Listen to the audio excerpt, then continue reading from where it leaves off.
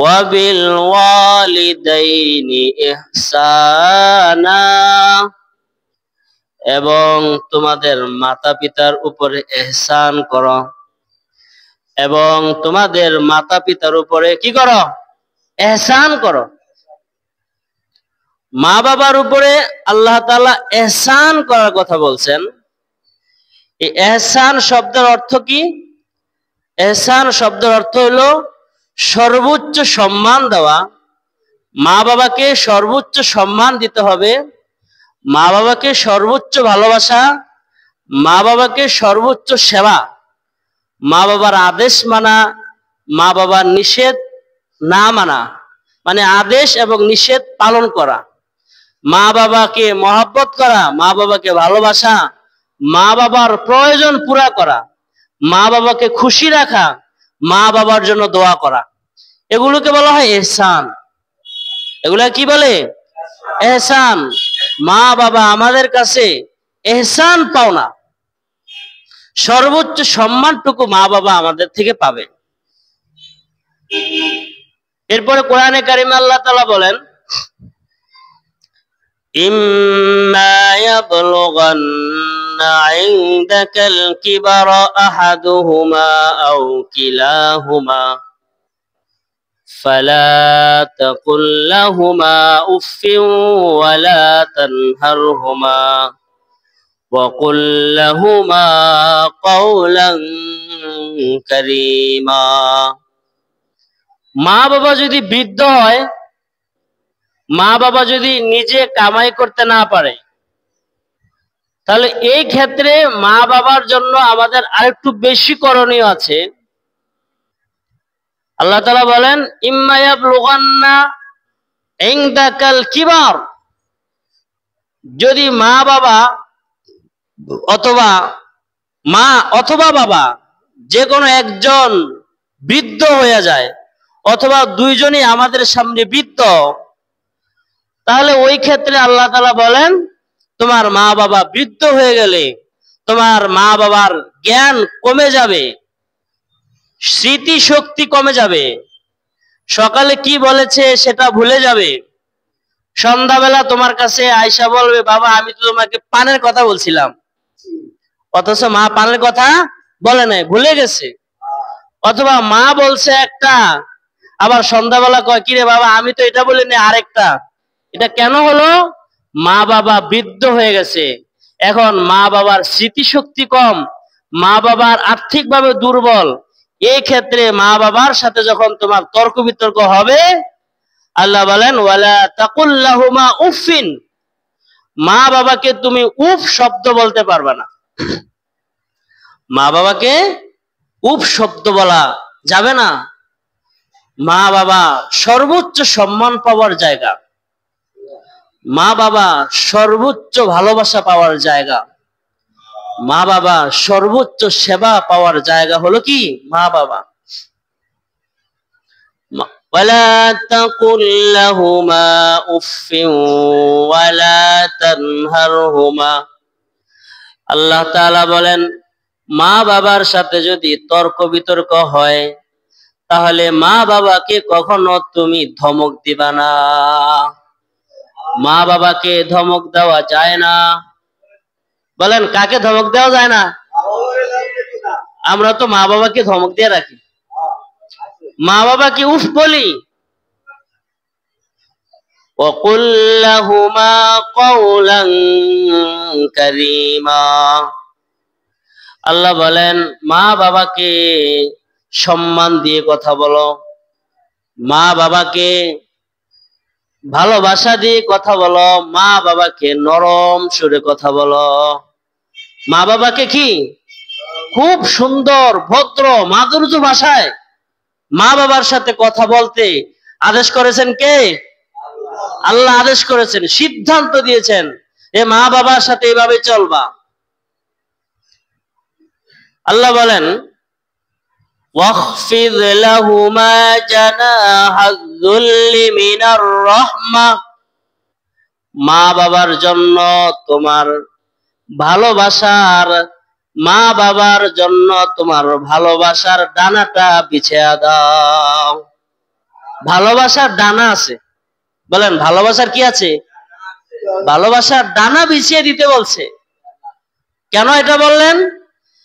যে আমরা মুরগি দেখি, মুরগি যখন তার ডিম থেকে বাচ্চা বের হয় 10, 15, 20টা, 25টা বা তার চেয়ে বেশি বাচ্চা নিয়ে যখন রাস্তায় বের হয়, অনেক সময় সিল দেখলে বা কুকুর দেখলে এই মা মুরগিটা বাচ্চাদেরকে আওয়াজের মাধ্যমে তার ডানার নিচে ঢুকে এলায়।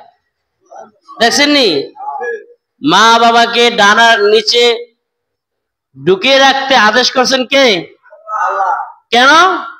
মোরগ মুরগি তার বাচ্চাগুলো নিয়ে যখন রাস্তায় বের হয়, সিল যখন দেখে তো মা দেখে, মা মুরগিটা দেখে আকাশের মধ্যে সিল দেখা যায়। এই সিল তার বাচ্চাগুলোকে ছু মেরে নিয়ে যাবে। এটা যখন মা মুরগি বুঝতে পারে, মা মুরগি আওয়াজের মাধ্যমে বাচ্চাদেরকে তার ডানার ভিতরে ঢুকিয়ে ফেলে। তখন আকাশ থেকে যখন সিল ছু মারে তো মা মুরগির উপরে আঘাত খায়, বাচ্চার উপরে আঘাত। বাচ্চার উপরে কি আঘাত খায়? আঘাত খায় কে? মায়। রাস্তা দিয়ে যখন আপনি দেখবেন ছোট্ট মুরগির বাচ্চাগুলো নিয়ে মা যখন বের হয়, মা মুরগি যখন বের হয়, তখন আমরা মানুষ যখন হেঁটে যাই তখনও মা চৌকান্ন থাকে যে পথিক আমার বাচ্চাগুলোকে কোনো ক্ষতি করে কিনা। যদি আপনি ওই ছোট্ট একটা বাচ্চাকে ধরেন তো মা মুরগি আপনাকে ছো মারতে চলে আসে, আসে কি আসে না? মা মুরগি চিন্তা করে যে আমার এই বাচ্চাকে আমার ডানার নিচে, তাকে আমি রহমতের ছায়ার নিচে রাখবো, তাকে কোনো রকমের ক্ষতি হতে আমি দিব না। ঠিক আল্লাহ তাআলা আমাদেরকে বলছেন যে তোমারও মা বাবা থাকবে, বৃদ্ধ মা বাবা হাঁটতে পারবে না, মা বাবা ইনকাম করার অবস্থা থাকবে না, মা বাবার চোখ অন্ধ হয়ে যাবে, মা কানে শুনবে না। তখন ওই সময় তুমি মা অথবা বাবাকে মুরগির মতো তাকে ডানার, রহমতের ডানার নিচে আগলিয়ে রাখবা, যেন মা খাবারে কষ্ট না পায়। সুবহানাল্লাহ। তুমি খাবারে কষ্ট পাও, মাকে খানায় কষ্ট দেওয়া যাবে না। তোমার সন্তান খানায় কষ্ট পেতে পারে, মা বাবাকে খাবারে কষ্ট দেওয়া যাবে না। তুমি তোমার সন্তান, তোমার বিবি পোশাক পরিচ্ছেদে কষ্ট পেতে পারে, কিন্তু মা বাবাকে পোশাক দিয়ে, পোশাকের দুর্বলতার মাধ্যমে মা বাবাকে কষ্ট দেওয়া যাবে না।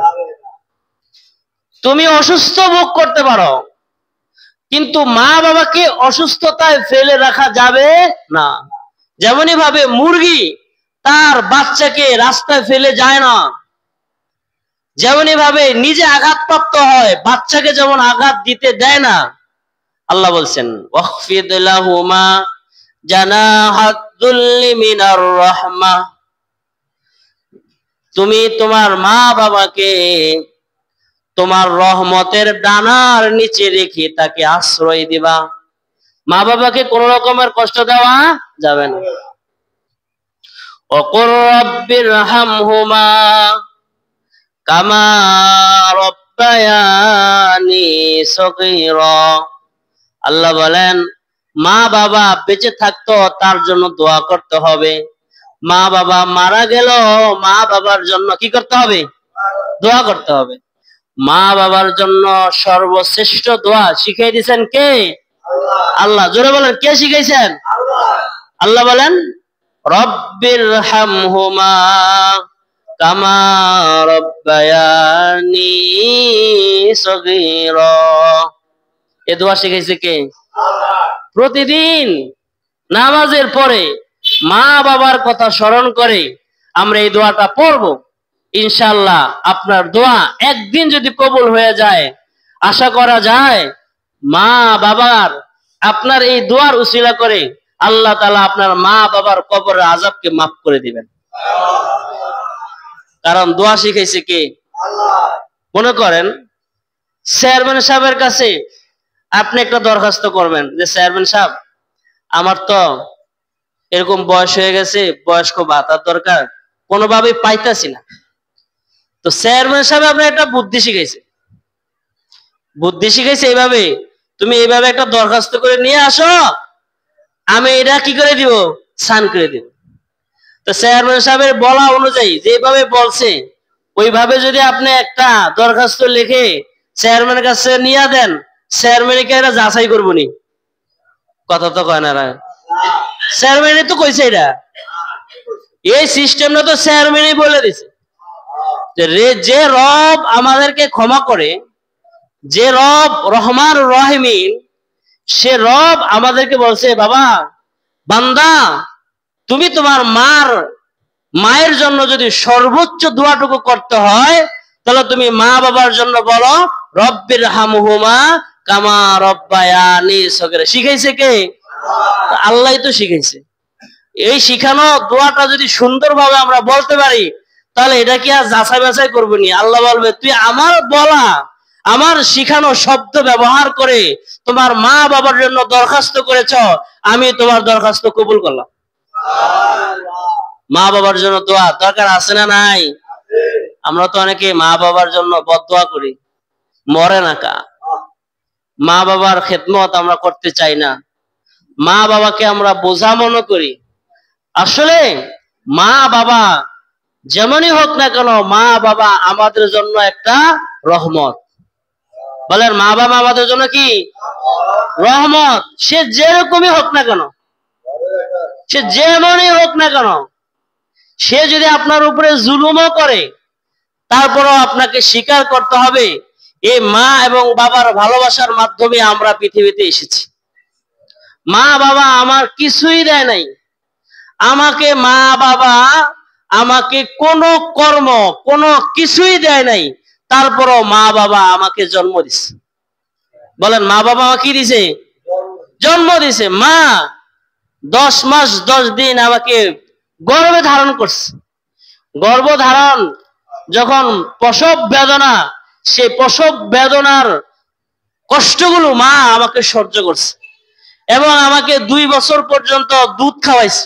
খাওয়াইছে কি খাওয়ায় না? এটাকে অস্বীকার করতে পারবেন? অস্বীকার করার কোনো সুযোগ নাই। কিছুই দেয় নাই, তারপরও তো আমাকে জন্ম দিছে, পেটে নিছে, দুধ খাওয়াইছে, আমাকে বড় হওয়ার একটা অবস্থান তৈরি করে দিছে, আমার একটা নাম রাখছে। আমার একটা কি রাখছে? নাম রাখছে। এই সকল জিনিসগুলোর প্রতি লক্ষ্য রেখে মা বাবা আমার উপরে জুলুম করেছে, এগুলোর দিকে না তাকায়া সদা সর্বদা আমরা মা বাবার জন্য কি করব? দোয়া করব। মা বাবা আমাদের থেকে জীবিত অবস্থায়ও কিছু হক পাওনা আছে, আবার মৃত অবস্থাও মা বাবা আমার থেকে কিছু হক পাওনা আছে। আপনি যদি বলেন আমার মা মারা গেছে, আমার আর দায়িত্ব নাই, না, আপনার মা বাবা ইন্তেকাল করেছে, সেখানেও আপনার 7টা হক আছে। কয়টা? 7টা হক। কয়টা পালন করছে? জীবিত অবস্থায় আমার মা বাবা যখন জীবিত, তখন আমার মা বাবা আমার থেকে 7টা হক পাওনা আছে। তাহলে মা বাবা আমার থেকে জীবিত এবং মৃত অবস্থায় মোট কয়টা হক পাওনা আছে? কিভাবে 7টা? 14টা হয় না? জীবিত অবস্থায় 7, মরার পরে কত? মোট 14টা। 1 নাম্বার, জীবিত অবস্থায় আমার মা বাবা আমার থেকে সর্বোচ্চ ভালোবাসাটুকু পাবে। সর্বোচ্চ ভালোবাসা। বলেন সর্বোচ্চ বিবিরে আমরা ভালোবাসি, বাসতে পারেন আপনি? আপনার ভালোবাসার সীমানা সর্বোচ্চ হতে পারে, কিন্তু সর্বোচ্চের চেয়েও আরো বেশি ভালোবাসতে হবে কাকে? মা বাবাকে। আপনার সন্তানকে আপনি ভালোবাসবেন, আপনার যেমন ভালোবাসা দরকার আপনার অবস্থান থেকে ভালোবাসবেন, কিন্তু তার চেয়েও বেশি ভালোবাসতে হবে কাকে? মা বাবাকে। সর্বোচ্চ ভালোবাসা। 2 নম্বরে, মা বাবা আমার থেকে স্নেহ পাবে। বলেন কি পাবে? স্নেহ। স্নেহ মানে কি? শ্রদ্ধা, সরি স্নেহ না, শ্রদ্ধা। বলেন কি? মা বাবা আমার থেকে শ্রদ্ধা পাবে। শ্রদ্ধা আর ভালোবাসার মধ্যে বেশ কম আছে। যাকে আপনি ভালোবাসবেন তাকে আপনি তুইও বলতে পারেন, তুমিও বলতে পারেন, আপনিও বলতে পারেন। কথাটা একটু বোঝা দরকার আছে যে যাকে আপনি ভালোবাসবেন তাকে আপনি তুইও বলতে পারেন। আপনার ছোট বোনকে আপনি ভালোবাসেন, তাকে আপনি কি বলতে পারবেন? তুই বলতে পারবেন। আপনার সমবয়স্ক বন্ধু তাকে ভালোবাসেন, তাকে আপনি তুমি বলতে পারেন, তুই বলতে পারেন। আপনি ভালোবাসেন তাকে আপনি আপনিও বলতে পারেন। ভালোবেসে আপনি বলা যায় না? অনেক সময় অনেক স্বামী স্ত্রী একজন আরেকজনের আপনি করে বলে, শুনছেন না আপনারা? শুনছে, আপনি করে বলে, আপনি কেমন আছেন। স্বামীও অনেক সময় বউরে কি বলে? আপনি বলে। এটা ভালোবাসা? তাহলে ভালোবাসা, যাকে আপনি ভালোবাসেন তাকে আপনি তুইও বলতে পারেন, তুমিও বলতে পারেন, আপনিও কি বলতে পারেন। কিন্তু যাকে আপনি শ্রদ্ধা করেন, যাকে আপনি কি করেন? শ্রদ্ধা, তাকে তুই বলা যায় না, তাকে তুমি বলা যায় না, তাকে আপনিই বলতে হয়। যেমন আপনি আপনার নেতাকে শ্রদ্ধা করেন। নেতা ছিলেন তো? নেতা, নেতাকে কি তুই বলা যায়? কি বলেন? নেতাকে তুই বলা যায় না, নাইলে থাবর খাওয়া লাগবে। কিরে তুই গোস, বড় ভাইরে তুই সম্মান আছে মানে তুই। তাহলে নেতাকে কি তুই বলা যায় না, আবার নেতাকে তুমিও বলা যায় না। তুমি কইলা গেলে গেলে বড় ভাইরে আবার তুমি কি আবার লাগাই দিব থাপ্পড়। বড় ভাইকে কি বলতে হয়? আপনি। তাহলে কেন? তাকে আপনি শ্রদ্ধা করেন। শ্রদ্ধার শব্দ আপনি বলেন। শ্রদ্ধা যদি আপনি করেন তাহলে আপনি তাকে কি বলবেন? আপনি বলবেন। ঠিক তদ্রুপ ভাবে মা বাবাকে আপনি সর্বোচ্চ শ্রদ্ধা দিতে হবে। আপনার যত নেতা আছে, আপনার বন্ধু আছে, আপনার যা আছে, তাদেরকে আপনি আপনি বলেন। কিন্তু আপনার মা এবং বাবার ক্ষেত্রে আপনার সর্বোচ্চ আপনি সুন্দরভাবে একদম মায়ার সাথে আপনি ব্যবহার করতে হবে। মা বাবাকে তুমি বলা যাবে না। আমরা অনেক সময় বাচ্চাদেরকে তুমি বলি, বাচ্চা আমাকে কি বলে? তুমি বলে। বাবা তুমি এটা করো। এ বাবাকে যে আপনি কি যে তাকে তুমি বলা শিখাইছেন, আপনি তো তাকে আদব শিখান নাই, আপনি তাকে বেয়াদব বানাচ্ছেন। এজন্য সর্বোচ্চ সম্মানটুকু কে পাবে? বাবা মা পাবে। বাবা মাকে তুই বলা যায় না। অনেক সময় দেখি শুনি ঝগড়ার ক্ষেত্রে মারে তুই করে কয়, বাবারে তুই করে বলে। এই যে তুই করে যে বাবাকে আপনি বললেন, আপনি কোথায় আঘাত করলেন? রব্বুল আলামিন কোরআনে কারিমে যেমন মা বাবার সম্মান দিতে বলেছেন, নবী করিম সাল্লাল্লাহু আলাইহি ওয়াসাল্লাম মা বাবাকে সর্বোচ্চ সম্মানের শব্দ ব্যবহার করছেন। নবী করিম সাল্লাল্লাহু আলাইহি ওয়াসাল্লাম বলেছেন, আল জান্নাতু তাহতা আকদামিল উম্মাহাত। তোমার জান্নাত হলো তোমার মায়ের এবং বাবার পায়ের নিচে। সুবহানাল্লাহ। মা বাবার পায়ের নিচে সন্তানের কি জান্নাত। আপনি জানেন কোথায় আপনি তুই বলছেন? সবাই তো আমরা মরতে চাই, সবাই তো আমরা মরবো, মৃত্যুর পরে আমরা সবাই চাই জান্নাত। কিন্তু জান্নাতের যে মা বাবা, যে জান্নাতের একটা মা বাবার পায়ের নিচে যে জান্নাত আছে, সে মা বাবাকে আমরা সম্মান করি না। আরেকটি হাদিসে রাসূল সাল্লাল্লাহু আলাইহি সাল্লাম বলেছেন, রিদর রব্বি রিদল ওয়ালিদাইন ওয়া সাখাতার রব্বি সাখাতাল ওয়ালিদাইন। মা বাবা যেই সন্তানের উপরে রাজি হয়ে যায়, আল্লাহ তাআলা ওই সন্তানের উপরে রাজি হয়ে যায়। সুবহানাল্লাহ। কে রাজি হইলে কে রাজি হয়? জোরে কর না, কা রাগ করছেন? আর আমরাও তো একদিন বাপ হবেন। আপনি যদি এখন মনে করেন যে না আয় রে হুজুর না আমার মারে যে আমি কইছি, বাইরে যে কইছি, এটা না রে ভাই, ওয়াল্লাহি আমার এই কোনো উদ্দেশ্য নয়। আপনি একদিন কি হবেন? মা হবেন, আপনি বাবা হবেন। আপনি সন্তানকে আদর্শ মানুষ না বানালে আপনার সন্তান আপনাকে সেভাবে সম্মান করবে না। এজন্য আপনি বাবা হবেন, আপনার সন্তান যেন আপনাকে সেরকম সম্মান শ্রদ্ধা করে, এখন থেকেই সন্তানকে সেভাবে গড়ে তুলতে হবে। আপনি মা বাবাকে কষ্ট দিবেন, আবার আপনার সন্তান থেকে আপনি সম্মান পাবেন, সে আশাটা কিভাবে করেন? রব যেভাবে আদেশ করেছেন, নবীজি বলেছেন রিদর রব রিদল ওয়ালিদাইন। মা বাবার, যে সন্তানের উপরে মা বাবার দয়া, ওই বান্দার উপরে আল্লাহর দয়া হয়। আর যে সন্তানের উপরে মা বাবা রাগ করে, গুসা করে, যে সন্তানের উপরে মা বাবা রাগান্বিত হইয়া থাকে, ওই সন্তানের উপরে আল্লাহ রাগ করে থাকে। নাউজুবিল্লাহ। তাহলে আমাদের মা বাবাকে আমরা কষ্ট দেই না। এখানে যারা আছেন, আমার আশা যে আপনারা দেন না, তারপরেও মনের অগোছারে, আপনার জানার অগোছারে যদি আপনি মা বাবাকে কষ্ট দিয়ে থাকেন, তা আপনার বুদ্ধির পরিচয় হবে যে আপনি এমনি যে করবেন, মা আমার মাফ করে দিন। মা বাবার কাছে মাপ চাইলে কি সন্তান ছোট হয়ে যায়? কি বলেন? মা বাবার কাছে আপনি অন্যায় করেন না, কথার কথা, অন্যায় কি করেন না, তারপরেও যদি আপনি মা বাবার কাছে এইভাবে বলেন, মা আমার জানার অজান্তে, আমার অজান্তে অনিচ্ছায় যদি কোনো কষ্ট পেয়ে থাকেন, আমি তো জানি না, যদি পেয়ে থাকেন আমাকে ক্ষমা করে দেন। এভাবে আপনি একবার মার কাছে ক্ষমা চাইবেন, আপনার মা আপনাকে ক্ষমা চাইতে দেরি, মাফ করতে কি হয় না? দেরি হয় না।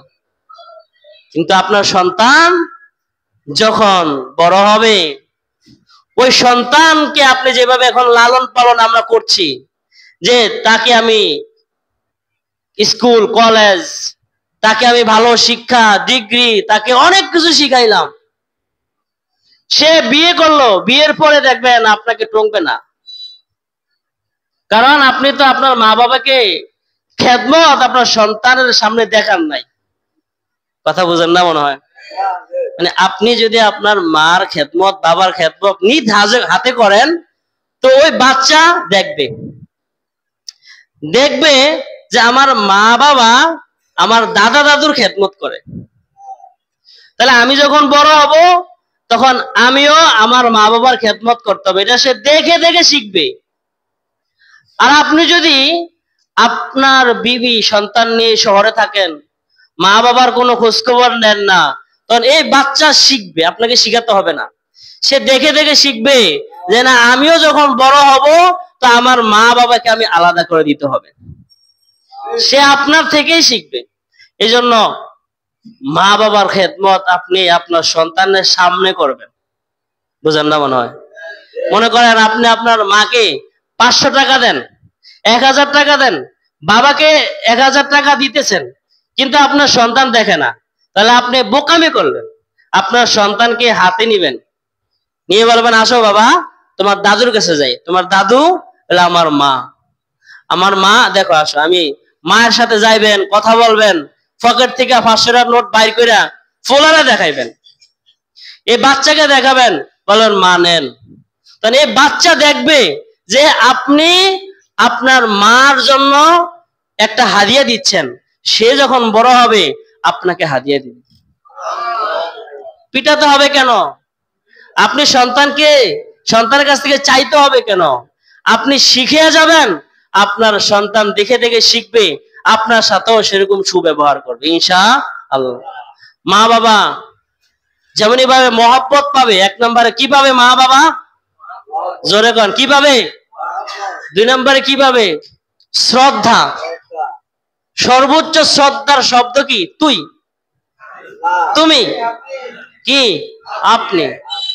3 নম্বরে মা বাবা যা আদেশ করে তা আপনাকে শুনতে হবে, যা নিষেধ করে তা আপনাকে মানতে হবে। হ্যাঁ ঠিক আছে, মা আপনাকে বলছে বাবা আজকে এটা করো, আপনি এটাই করবেন।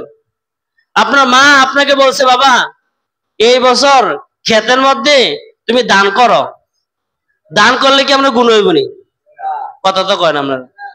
দান করলে তো গুনাহ হচ্ছে না, আপনি দানই করেন, এটা আপনি মানেন। মা বলছে বাবা যে ঘরের মধ্যে তো ফ্যানটা নষ্ট, হলো ঠিক করে দাও, তবে ঠিক করে দিতে হবে, এটা আগে আপনার কাজ। মাকে, মার কথা শুনতে হবে। তবে মা আপনাকে বলছে নামাজ পড়ো না, মা আপনাকে কি বলে? তাহলে আপনি তো বলছেন মাশাআল্লাহ, ঠিক আছে। মা বলতেছে বাবা তুমি তো সারা রাত কাজ করো, অনেক কাজ করো, ফজরের আজান দিয়েছে, থাক একটু ঘুমাও। কয় না, রাসূল বলেন লা তাআতা লিমাখলুকিন ফি মাসিয়াতিল খালিক, রবের নাফরমানি হয় এরকম আদেশ কারো কথাই শোনা যাবে না। আল্লাহর নাফরমানি হয়, আল্লাহর বিরুদ্ধে হয়, শরীয়তের বিরুদ্ধে হয়, এমন কোন আদেশ যদি মা বাবা বলে, তাহলে ওই মা বাবার কথা শোনা যাবে? কথা তো কয় না, ওই মা বাবার কথা শোনা যাবে না। মা তো বলছে নামাজ পড়ো না, তাহলে আপনি নামাজ পড়বেন না কেন? মার কথা শোনা যাবে না, আপনি গোপন হইলো, চুরি হইলো, আপনি নামাজ পড়তে হবে। কোরআনে কারিমে আল্লাহ তাআলা বলছেন ওয়া ইন জাহাদাকা আলা আন তুশরিকা বি মা লাইসা লাকা বিহি ইলম ফালা তুতি'হুমা, মা বাবা যদি তোমাকে শিরিক করতে বলে, মা বাবা বলে তুমি কি করো? শিরিক করো, তাহলে ফালা তুতি'হুমা, মা বাবার এই শিরিকের কথা তোমার শোনা যাবে না। আচ্ছা, মা বাবা আল্লাহর বিরুদ্ধে কিছু বললে এটা শোনা যাবে না। বন্ধু যদি বলে আল্লাহর বিরুদ্ধে কোনো কথা, তাহলে বন্ধুর কথা শোনা যাবে নি? বন্ধু বলছে আসো গাঞ্জা খাই, বলেন বন্ধু কি বলছে? আসো গাঞ্জা খাই, তাহলে গাঞ্জা খাওয়ার আদেশ কি আল্লাহ করছে না নিষেধ করছে? তাহলে এটা তো শোনা যাবে না। বন্ধুর কথা, মা বাবার কথা শোনা যাবে না, বন্ধুর কথা শোনা। আপনার নেতা আপনাকে বলছে এটা করো, যেটা আল্লাহর হুকুমের বাহিরে হয়, যেটা আল্লাহ আদেশ করে নাই, তাহলে আল্লাহর বিরুদ্ধে যায় এমন কথা যদি নেতা বলে, সেটা শোনা যাবে? কথা জোরে যে কর না। তাহলে মার কথাও শোনা যাবে না, যেটা আল্লাহর বিরুদ্ধে হয়। বন্ধুর কথা শোনা যাবে না, যেটা আল্লাহর বিরুদ্ধে হয়। নেতার কথা শোনা যাবে না, যেটা কার বিরুদ্ধে হয়? আল্লাহর বিরুদ্ধে হয়। অতএব মা বাবা যদি বলে বাবা আমার একটু ফান আইন না দাও, গেটকি দিয়ে লয়ে করো, খাও নিকছেন, কচু খাও নিকছেন, সারাদিন একটা খাও নিকছেন, সেটা দিয়া না। 4 নাম্বার, মায়ের খেদমত, বাবার খেদমত সর্বোচ্চ ভালোবাসা দিয়ে করা। আমরা অনেক সময় নিজের ঘরে দামি ফ্যান লাগাই, কিন্তু মা বাবার ঘরের ফ্যানটা হইলো নষ্ট, ডক ডক ডক ডক ডক ডক কের কের কের কের কের কের আওয়াজ হয়। নিজের খাটটা খুব মজবুত, খুব দামি, কিন্তু মা বাবার যে খাটটা আছে, মা বাবার খাটটা, এটার মধ্যে কোনো মানে একদিক দিয়ে বইলে গুলের গুড়ি, তারপরে সাদা পাউডার, এটি পরে নিজের নতুন সবকিছু নতুন। মা বাবার রুমটা হইলো ভাঙ্গাচুরা টিনের ঘরের মধ্যে পড়ে আছে। মা বাবা আছে না এমন? অনেক অনেক এমন আছে, মা বাবার খোঁজ খবর নেই। নিজের ঘরে যদি এসি থাকে, তাহলে মা বাবাকেও ভালো এসি দিতে হবে। আপনার চেয়েও আপনার মা বাবার এসিটা কি হবে? ভালো হতে হবে। আপনারা কি রাগ করেননি কোনো আমার কথা? আমি জানি না। আপনি আমার এই কথাটা আপনার বাচ্চাকে শিখাবেন, আপনি আমল করেন চাই। আর আমি জানি আপনারা সবাই আপনার মাকে ভালোবাসেন। বলেন এই পৃথিবীতে আমাদের আল্লাহ এবং নবীর পরে সবচেয়ে ভালোবাসার মানুষটা কে? মা। আপনি অস্বীকার করতে পারবেন? আপনি বলবেন মা আমাকে কি কি দিয়েছে, বাবা আমাকে কি দিয়েছে, এটা আপনি বলবেন। আমরা খাম খেয়ালি কথা রে ভাই, খাম খেয়ালি কথা। এই আসমানের নিচে জমিনের উপরে আল্লাহ আর আল্লাহর নবীর পরে সবচেয়ে ভালোবাসার মানুষ হলো মা, তারপরে সবচেয়ে ভালোবাসার মানুষ হলো বাবা। মা বাবাকে সবার সম্মান দিতে হবে। ওয়াইস আল কারনি একজন নবীর একজন সাহাবী ছিলেন, মানে নবীর যুগেই ইসলাম ধর্ম গ্রহণ করছেন। বলেন কার যুগে? নবীর যুগে ইসলাম ধর্ম গ্রহণ করছে। বারবার লোক মাধ্যমে খবর জানাচ্ছে যে আমি নবীজির সাথে দেখা করতে চাই, আমার মা অসুস্থ, আমি যেতে পারছি না, আমি কি করব? আমি কি নবীজির সাথে দেখা করব না মায়ের খেদমত করব? তো নবীজি বলছে তুমি তোমার মায়ের খেদমত করো, আমার কাছে আসতে হবে না। এরকম একবার, দুইবার, তিনবার, বারবার ওয়াইস আল করনি ইয়ামান দেশে দূরে থাকার কারণে উনি নবীর সাথে দেখা করতে পারে না। কিন্তু নবীজি সাহাবায়ে কেরাম সবাইকে বলছেন ইয়ামান দেশের একজন লোক আছে ওয়াইস আল করনি, সে আসবে, আমার সাথে দেখা করতে আসবে, যখন আসবে তখন আমি থাকবো না, তবে আমি যখন থাকবো না তখন আমার পরিবর্তে তোমরা ওই ওয়াইস আল করনির কাছে দোয়া চাইবা। সুবহানাল্লাহ কর না। তাহলে ওয়াইস আল করনি এত পাওয়ার হলো কিভাবে? ওমর রাদিয়াল্লাহু তাআলা আনহু বলছে, ওমর ওয়াইস আল করনি আসবে, তুমি তার কাছ থেকে দোয়া নিবা। সুবহানাল্লাহ কর। ওয়াইস আল করনির পাওয়ার কই থেকে আসলো বলেন তো? কই থেকে আসলো? মায়ের দোয়া। বলেন কার দোয়া? মায়ের দোয়া। মায়ের দোয়া। আবার আরেক আল্লাহ আলাম বুজুর্গ, ওনার ঘটনা বর্ণিত আছে যে উনি মায়ের খেদমত করেন, হঠাৎ ওনার মন চাইলো উনি হজে যাবে। কোথায় যাবে? হজে যাবে। হজে যাওয়া ভালো না খারাপ? কাবা ঘরে প্রেম জন্মাইছে, মানে এটা মাকে কষ্ট দেওয়ার জন্য নয়, কাবা ঘরের প্রেম জন্মাইছে। আরে আমি কাবা ঘরে যাই একটু দেখে আসি। ওর কাবা ঘরের মহব্বত যখন জন্মাইছে তো মারে কয়, মা আপনি তো অসুস্থ, আমার মনটা চায় একটু কাবা ঘরে যাইয়া হজটা করে আসি। তো মা কয়, না বাবা, তুমি যদি যাও আর আমি যদি এই মাঝখানে মারা যাই তাহলে তো তুমি আমারে দেখতা না, আমিও তোমারে দেখতাম না, তুমি যাইও না, আমি মরলে যাইও। তো পরে এক বছর মার কথা শুনছে, পরের বছর আবার কয়, মা আমি যাই। মা কয়, না যাইও না, আমি যদি মরে যাই। এক বছর, 2 বছর, 3 বছর, 4 বছর, 5 বছর, কয় বছর? 5 বছর পরে এখন ওই ছেলে মার কাছে কয়, মা আপনি প্রতি বছরে আমার খালি বাধা দেন আমি যেন হজে না যাই, তো এবার কিন্তু আমি যাবো। ওই মা বলতেছে, বাবা তুমি যাইও না, আমি যদি মরে যাই তাহলে তো আমি তোমার দেখতাম না বাবা। তোর কয়, না প্রত্যেক বছরই করে আপনি মরবেন, আপনি মরেন না। নাউজুবিল্লাহ। মার লগে একটা কি রাগারাগি হয়ে গেছে, আর একবার আমরা আর কথা শুনবো না। প্রতি বছরই বলেন আপনি মরবেন মরবেন, একবারও মরেন না, আপনি মরেন আর বাঁচেন, আমি হজে যাবো। বাস ডাইরেক্ট সিদ্ধান্ত নিছে। আর সেটা কি মাকে কষ্ট দেওয়ার জন্য নিছে না রবের প্রেমে? জোরে কনা তো। মানে কাবা ঘরের প্রেম তার হৃদয়ে জন্মাইছে, মনে করছে মা একটু কষ্ট করুক, আমি একটু আল্লাহর সাথে সাক্ষাৎ করি। তা আল্লাহ তাআলার হুকুম, এর গুরুত্ব আছে। আবার বান্দার হক, বলেন কার হক? এটা জটিল বিষয়। আল্লাহর হকের যেমন গুরুত্ব আছে, আল্লাহ যেমন একদিকে বলছে তুমি আমার হজ করো, আরেকদিকে বলছে তোমার মা বাবার খেদমত করো। কয়টা দাঁড়াইছে এখানে?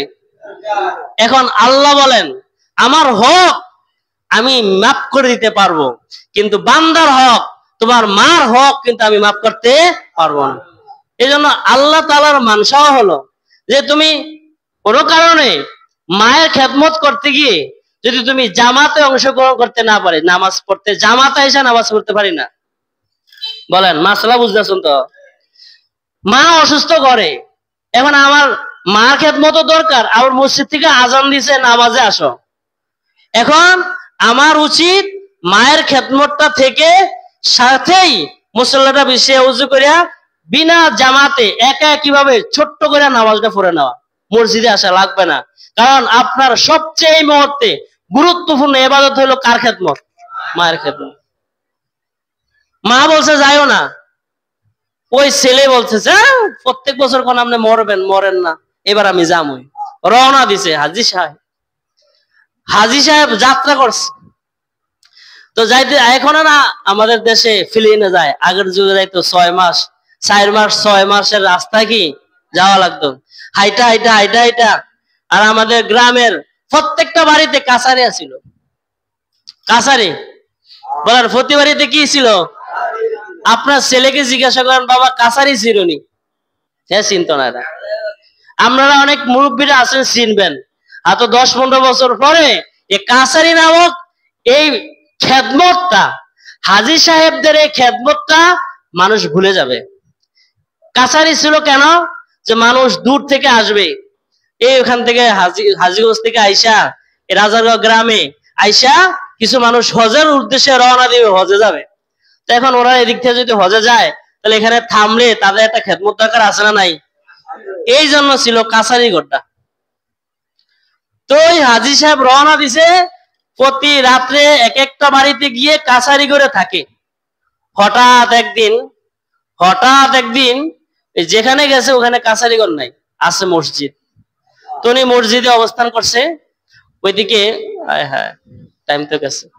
তো ইনশাল্লাহ সামনে আগামী সপ্তাহে ইনশাল্লাহ মা বাবার খেদমত এবং সন্তানদের হক, মা বাবা এবং সন্তানদের সকলের হক নিয়ে বাকি কথাগুলো আলোচনা হবে। আল্লাহ তাআলা